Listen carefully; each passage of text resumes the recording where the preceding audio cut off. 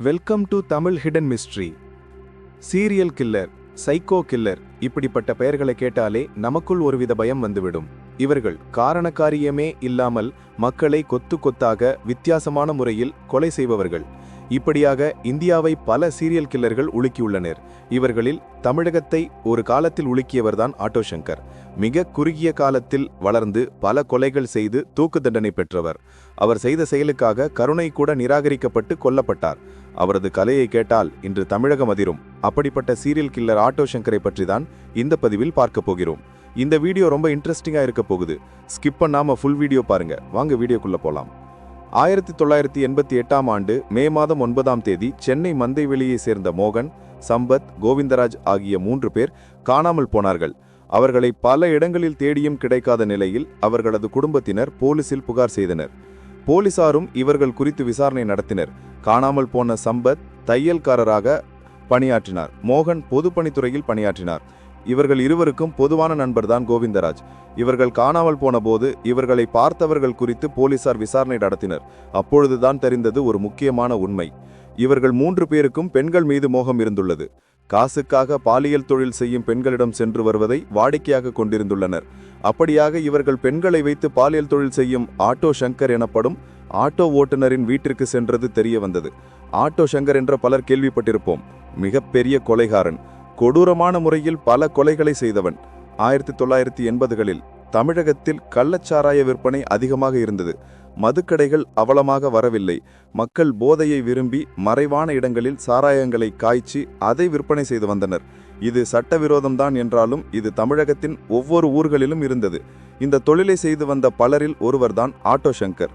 இவர் முதலில் ஆட்டோ ஓட்டுநராக இருந்து பின்னர் ஆட்டோக்களில் கள்ளச்சாராயம் கடத்தி பின்னர் சொந்தமாக சாராயம் காய்ச்சும் அளவிற்கு இவர் வளர்ந்து விட்டார். இவரிடம் இருந்த காசுக்காக பலர் இவருக்கு அடிமையாகவே இருந்துள்ளனர்.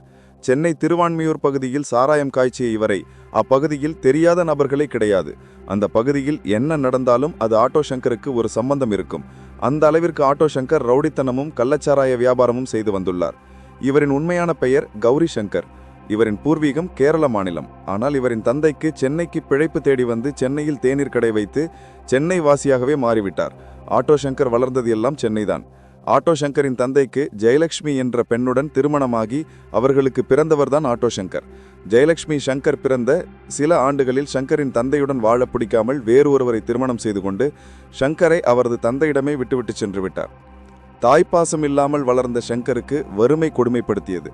தான் நினைத்த எதையும் செய்ய முடியவில்லை. அதற்கு பணம் இல்லை. பணம் வைத்திருப்பவர்களை பார்க்கும்போதெல்லாம் சங்கருக்கு பொறாமை ஏற்பட்டது. இதனால் சின்ன வயதில் சங்கருக்கு பணக்காரனாக வேண்டும் என்ற ஆசை தொற்றிக்கொண்டது. அதனால் பணக்காரனாக என்ன செய்ய வேண்டும் என யோசிக்க ஆரம்பித்தார். பணக்காரனாக என்ன செய்ய வேண்டும் என எதையும் செய்ய தயாரானார் சங்கர். அந்த காலத்தில் PUC என சொல்லப்படும் படிப்பு இருந்தது. PUC படித்த அவர் அதன் பின்னர் படிக்க விரும்பவில்லை. பணக்காரனாக வேண்டும் என்ற ஆசையில் வேலைக்கு செல்ல விரும்பினார்.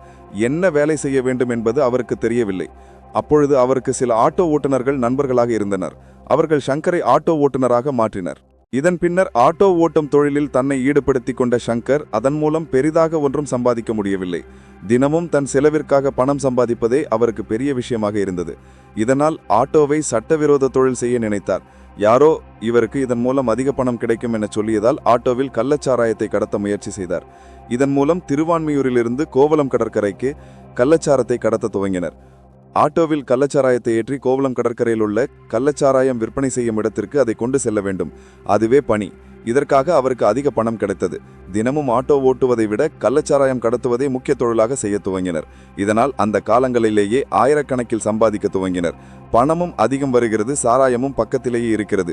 கேட்கவா வேண்டும்? குடிக்க ஆரம்பிக்கிறார் ஆட்டோ சங்கர். அந்த குடி அவரை போலீசாரை தைரியமாக எதிர்கொள்ள தைரியத்தை தருகிறது.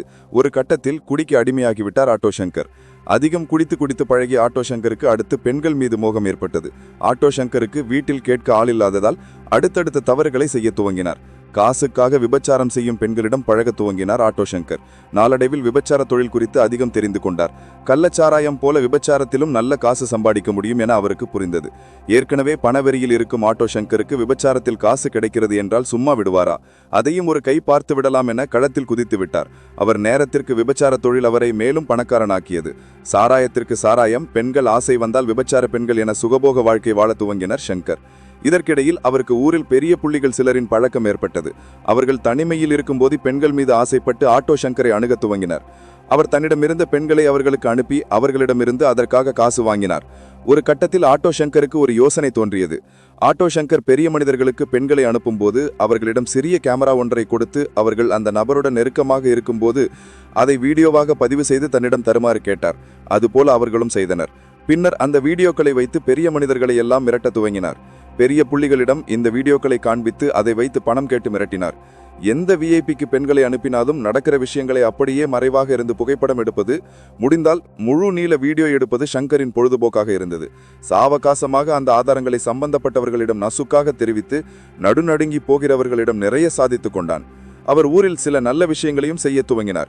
ஏழை குழந்தைகளுக்காக பள்ளிக்கூடம் கட்டுவது, ஏழை மக்களுக்கு உதவுவது என சில விஷயங்களையும் செய்தார் ஆட்டோ சங்கர். இதனிடையில் எல்லா தொழில்கள்மை போல இவன் செய்த தொழிலிலும் போட்டி ஏற்பட்டு பெண்களை பங்கிடுவதில் பிரச்சனைகள் எழுந்த காரணத்தால் தன்னை எதிர்க்க நினைத்தவர்களையும் துரோகம் செய்ய நினைத்தவர்களையும் வெட்டி கூறு போட்டான். அப்படி கொலை செய்த உடல்களை தம் வீட்டு சுவற்றிலேயே புதைத்து வைத்தான். அப்படி கொலையான சம்பத் என்பவரின் மனைவி விஜயா தன் கணவனை காணாமல் போன வில்லை என்று போலீசிடம் புகார் கொடுத்ததும் போலீசார் விசாரணையை ஆரம்பிக்க தோண்ட தோண்ட பிணங்கள் வந்தது. ஆட்டோ சங்கர் அளவுக்கு பரபரப்பாக பேசப்பட்ட பெருமை வேறு எந்த கிரிமினலுக்கும் இல்லை. இவனை அடிப்படையாக வைத்து ஒரு சினிமா கூட வந்தது.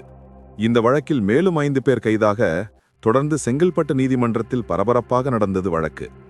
அரசியல் அதிகார வர்க்கம் புகுந்து விளையாடியதன் விளைவு சங்கர் நிராதரவாக நின்றான். ஒட்டுமொத்த குற்றவாளிகளில் ஆட்டோ சங்கர், எல்டின், சிவாஜி மூவருக்கும் தூக்கு தண்டனையும் மற்ற 5 பேருக்கு ஆயுள் தண்டனையும் விதித்து தீர்ப்பானது. உயர்நீதிமன்ற அப்பீலில் ஆயுள் தண்டனையிலிருந்து 2 பேர் மட்டும் விடுதலை. ஆட்டோ சங்கர், எல்டின் இருவருக்கும் தூக்கு தண்டனை விதித்ததை உறுதி செய்தது சுப்ரீம் கோர்ட். இதற்கிடையில் சென்னை சிறைச்சாலையில் இருந்த ஆட்டோ சங்கர் தன் சகாக்களுடன் ஒரு நாள் தப்பித்து போனான். மறுபடியும் போலீசாரிடம் சிக்கினான். ஆனால் இந்த எஸ்கேப் ஒரு திட்டமிட்ட நாடகம் என்றும், சங்கர் வசம் இருந்த சில விஐபி ஆதாரங்களை கைப்பற்றி அழிப்பதற்காக நடந்தேறிய முயற்சி அது என்றும் சொல்லப்படுவது உண்டு.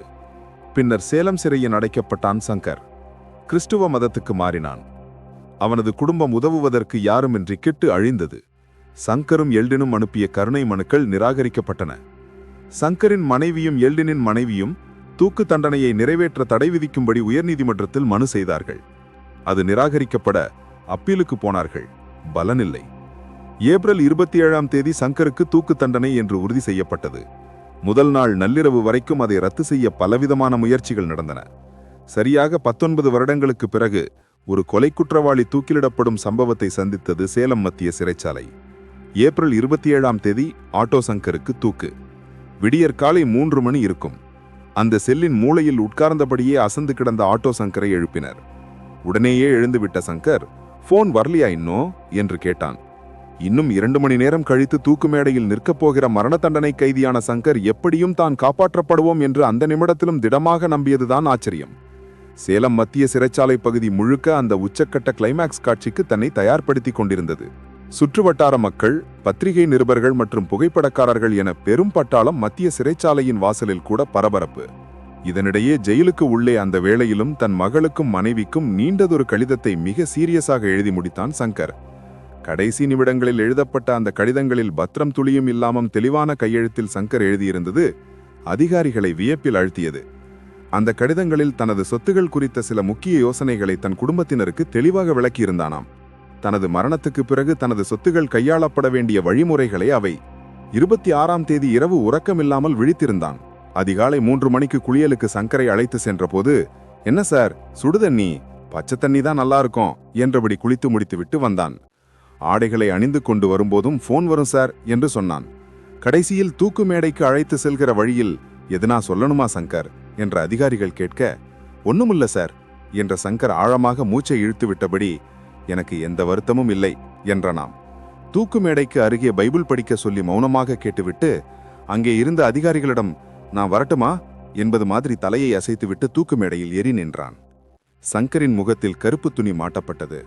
கரங்கள் 2ம் பின்புறமாக இழுத்து கட்டப்பட்டன. எல்லாம் முடிந்த சிக்னலுக்காக காத்திருந்த நேரத்தில் திடீரென்ற. ஆனால் சட்ட விதிமுறைகள் ஒரு நிமிடம் கூட தாமதிக்க இடம் கொடுக்கவில்லை. அடுத்த சில நிமிடங்களில் சங்கர் இறந்து போயிருந்தான். அந்த கடைசி நிமிடத்தில் சங்கர் என்ன சொல்ல நினைத்தானோ? சொல்லப்போனால் இந்த வழக்கில் பல குரூரமான உறைய வைக்கிற உண்மைகளும் கூட சொல்லப்படாமலேதானே போய்விட்டன. கருப்பு துணியால் சங்கரின் சலனமற்ற முகம் மூடப்பட்டபோது மணி காலை 5:30. சற்று நேரத்தில் ஆட்டோ சங்கர் கழுத்தை தூக்கு கயிறு சுற்றி வளைத்தது.